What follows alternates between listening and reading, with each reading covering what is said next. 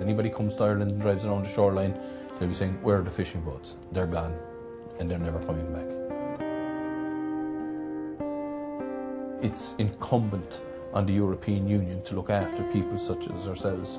We're an indigenous industry, an indigenous people with our own language, songs, customs, traditions, fears, and we need to be protected. Look what happened with the UK. There's nothing to say that in a few years' time, if things get bad enough in Ireland, we could be the next country to look for an exit.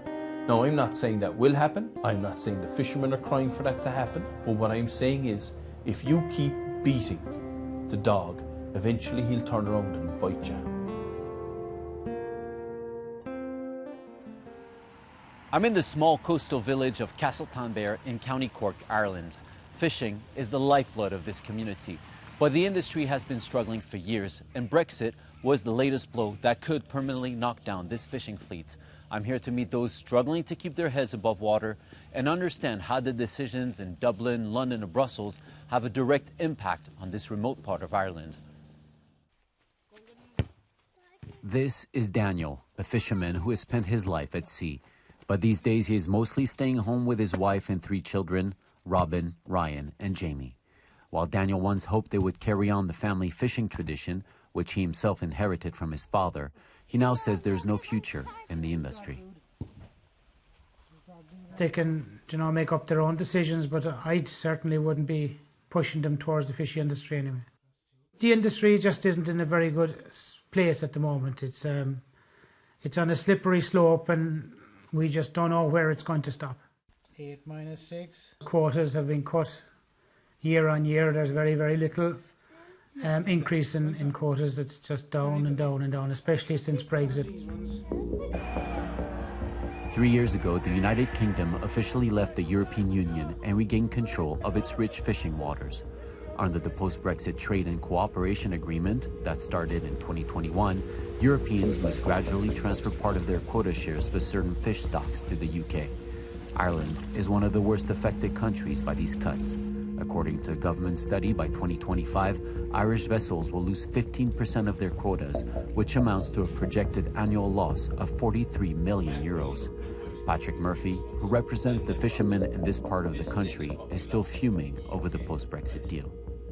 We've been sacrificed for the trade deal with the UK. They hurt us the hardest on the most critical stocks that we have. One example of that was Irish sea herring, where Ireland and England had the quotas. We had 25% of it. They had 75%. After the deal, we have 1%, they have 99%. We're going to suffer in our coastal communities. We're going to see people devastated over this. Generations and generations of people who have fished for maybe 100 years now, there'll be nobody left of that family fishing, forced out of the industry that they love. It's just a crime against us, to be honest. Ireland's seafood industry employs around 16,000 people and generates more than €1.2 billion per year. But for coastal communities like Castletonbear, with less than 2,000 residents, fishing is by far the main source of income. The manager of this fishermen's co-op says the post-Brexit quota reductions will ultimately lead to job cuts in the next 2 years. In this factory, we will probably lose 25–30% of our staff, and that for our community is absolutely disaster. The town is 85% dependent on fishing for our survival, and there is no alternative. It's a very beautiful area. We have very poor land, and we only depend on the sea. And we are really disappointed with the European Union that we did not get a fairer deal. We are very proud to be in Europe, but this is absolutely a death blow for our industry, and it is crazy. It kills our hope. In the summer of 2022, the Irish government, with the help of the EU, set up a scheme to decommission 1/3 of the country's offshore fishing fleet. The aim is to, quote, restore balance between fishing fleet capacity and available quotas, following the reductions in quotas for stocks arising from the EU-UK Trade and Cooperation Agreement. Of the country's 180 whitefish vessels, 64 have reportedly applied for the scheme, and 19 of those are from Castletonbear. Alan is one of the applicants. He is now waiting for the government's offer before deciding whether to go back at sea or leave his boat tied up forever. This boat now and the boats here next to us there, they've all put in for decommissioning. Nobody knows yet whether they'll be accepted. Nobody knows how much any boat's going to get. We would all be hoping that we get the market value for our boating licence, but from what we've been told through the grapevine, we won't get that much at all. Nobody has any concrete plan yet, because at the end of the day, you have to pay back the bank first. And if you don't have enough to pay the bank, like, you're not going to take it, you'll have to try and work away some sort of way. Daniel is facing the same uncertainties, but even if he gets a good decommissioning offer, it seems that his days at sea are mostly behind him. Do you miss them all, Dad? I should have good times. If the figures are okay to cover my mortgage, 100% I'll be take it, but if it doesn't cover the mortgage, I can't be going around for the next 15, 20 years paying a loan with no boat, or, you know, with the crippling crisis of quotas and diesel at the moment. It's just, I just can't see it happening, really. For coastal communities in this part of Ireland, the loss of fishing boats has a knock-on effect on a range of other industries, including the one I'm about to visit on Bear Island, which is just a short boat ride away from Castletownbere.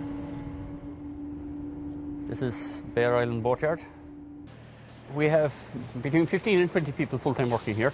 We take in between 40 and 45 vessels a year. 90% of our clients are fishing vessels. So when you hear about decommissioning and taking boats out of the system, it's not so good for us. It's very bad, actually, because going forward, it knocks the confidence out of the industry. There's great talk about oil and gas and wind and all these things, but they're all in the future. We have to live in now. We can't survive waiting for this. So going forward, we're going to have less numbers, and we'll have to readjust where we're going. It's not so bad for me, but I can't see anybody else coming into the industry.